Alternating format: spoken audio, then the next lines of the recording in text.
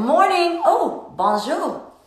Good morning, everybody, and welcome back to Bright Minded Live with Miley. Monday through Friday, 11:30 a.m. PT to 12:30 p.m. PT.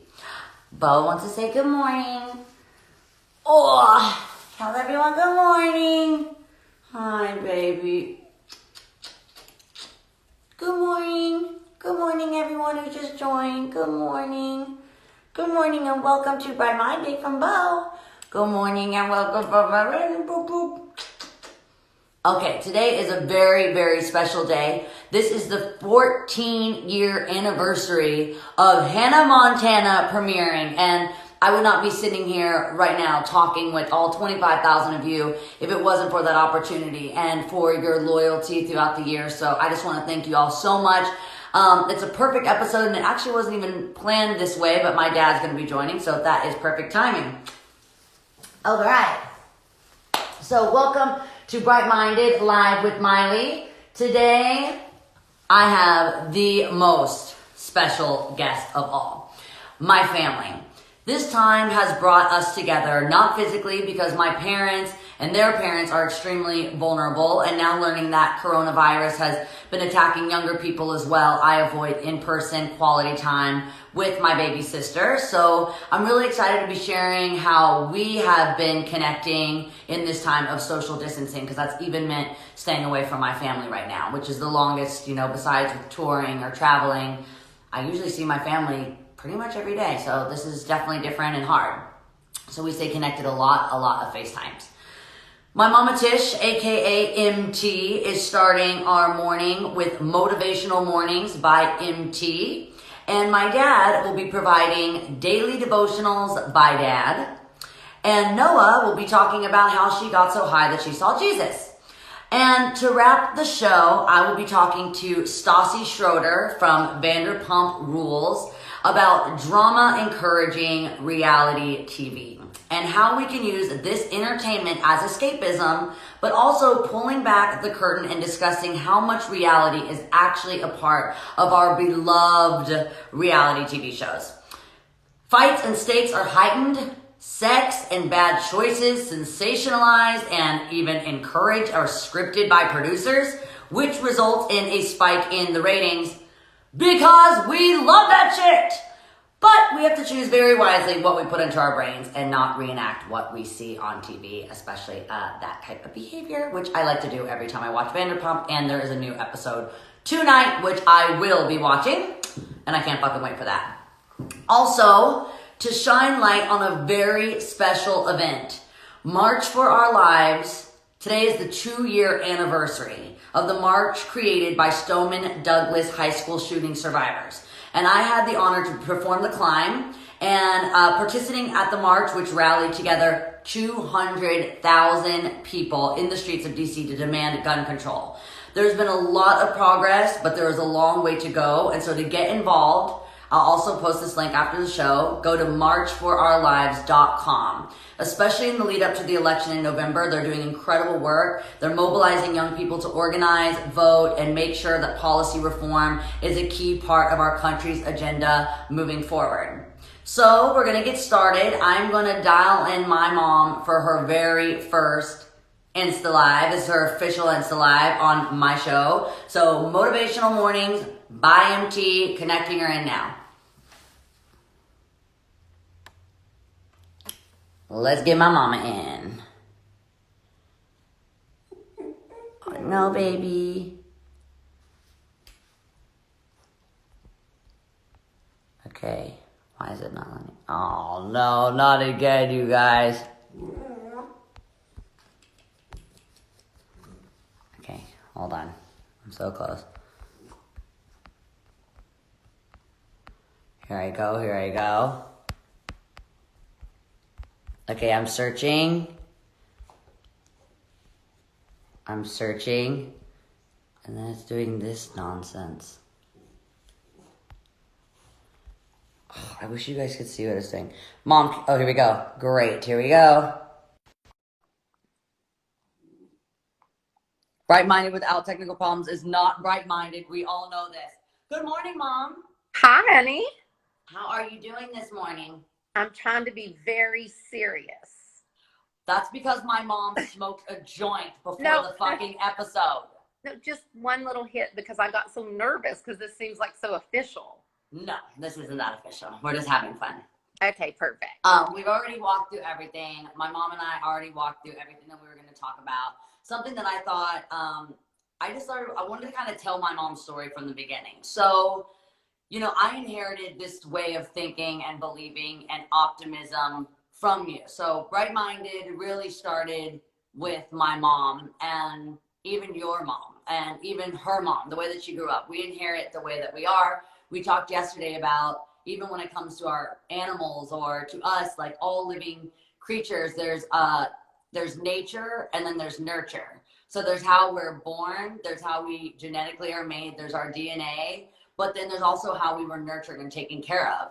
And both of those create who we're going to be as people and who our identity is. So there's ways that we are automatically going to kind of be from the womb, and those are going to have good and bad qualities, and we're going to have to struggle with some of the things that we just inherit, like anxiety or depression. But we know that we'll just have to fight harder with that if that's something that we genetically inherited. But there's also ways that those kind of things can develop over the way that you are treated as like a young child or person. So our youth has a lot to do with our adulthood. So your life from where it started to where you are now is totally opposite ends of the rainbow. You started on a little bit of a dark gray cloud and you ended at the pot of gold. And many people don't know this about you, but my mom was actually adopted.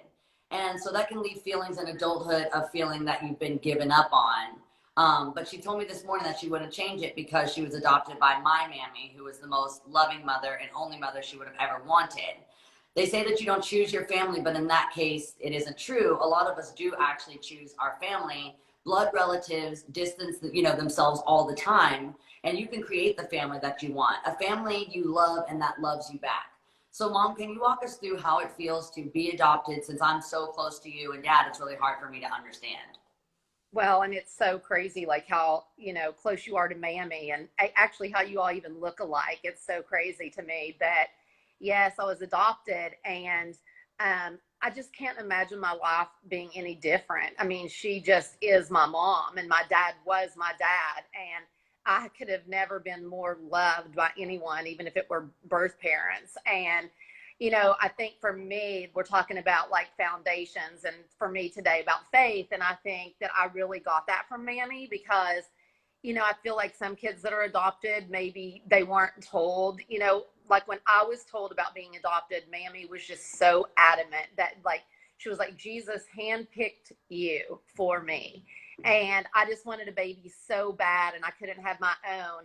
And when I got you, it just changed my world for the good. And so I think that, Mammy giving me that foundation and always telling me that God had just hand chosen me for her is why, like, I have always had such a deep faith. And I'm so glad that she instilled that into me. So I also, I wanted to, yeah, we were talking about how Mammy said that she chose you. And, in the community, like even in the LGBTQ community, when kids, distance themselves or their parents distance themselves from them because they don't agree with their choices, or a lot of kids if they leave home early because of abusive relationships, they go and create families. They go and choose their mother. They get to choose their father. In drag, you have a drag mother. RuPaul is everyone's mother. So I love the idea that Mammy chose you, and I think people getting to understand that you really can choose your family. She chose you and you would have chosen her.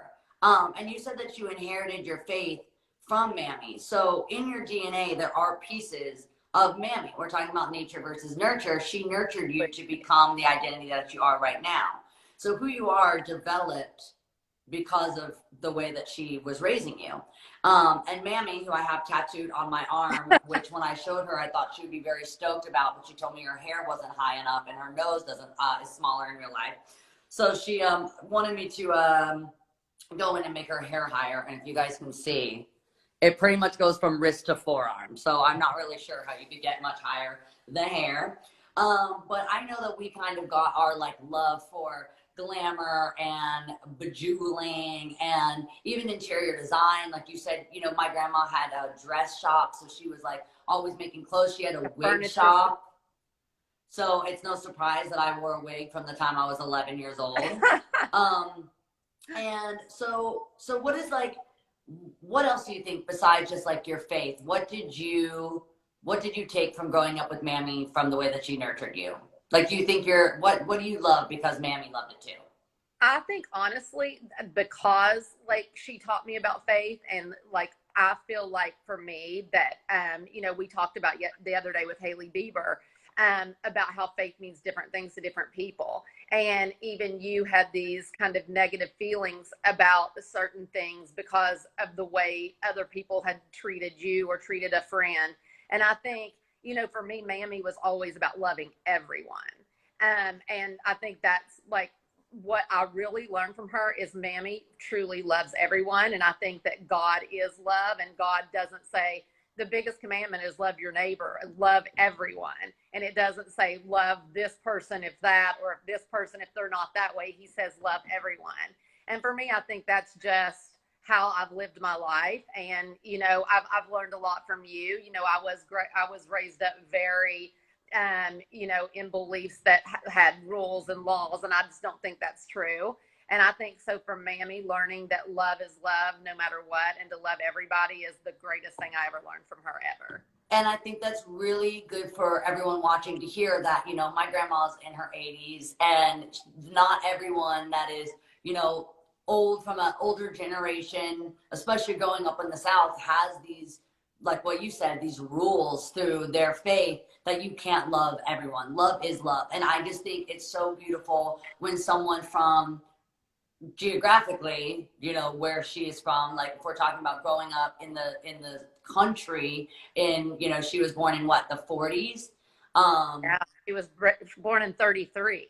Born in 33. So growing up in the 40s and being that progressive, I think that has a lot to do with my ideas of what I think is right, and what I think faith is, and what I believe love should look like or be.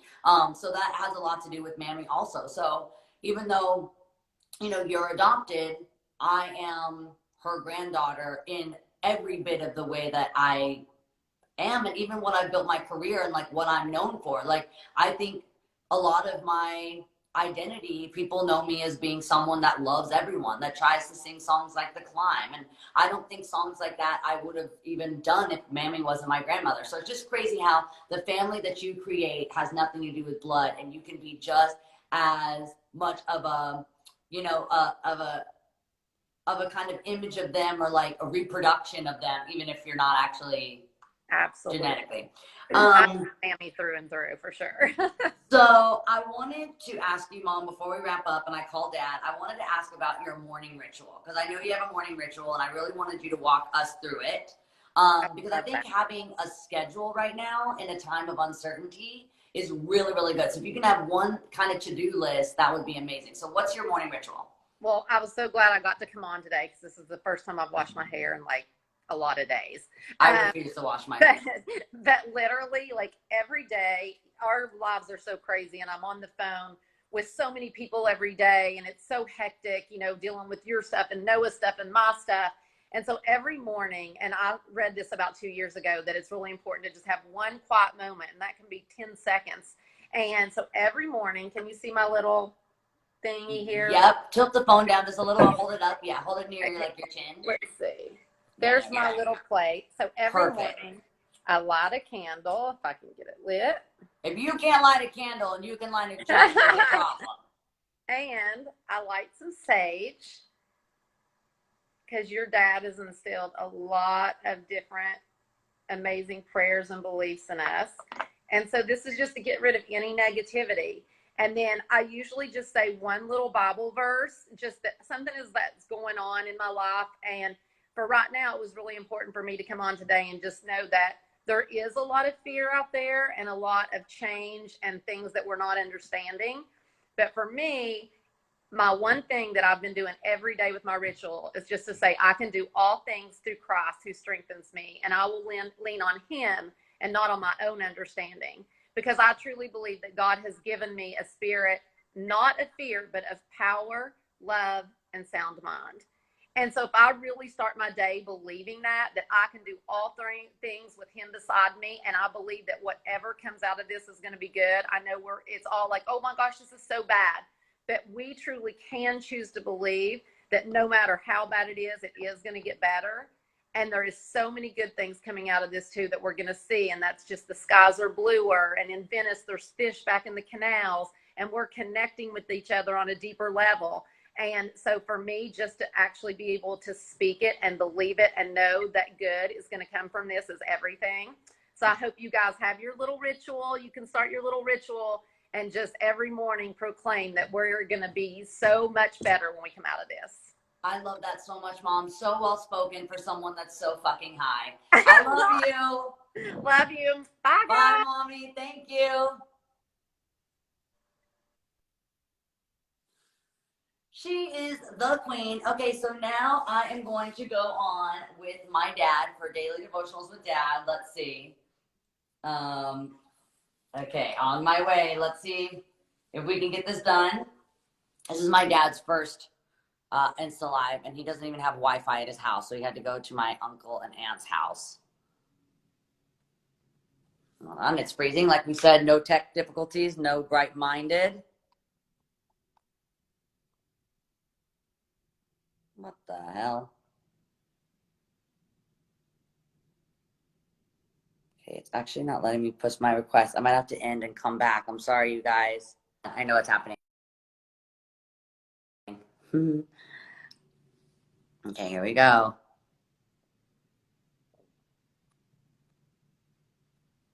Okay, I have to end and come back. Sorry, guys. BRB.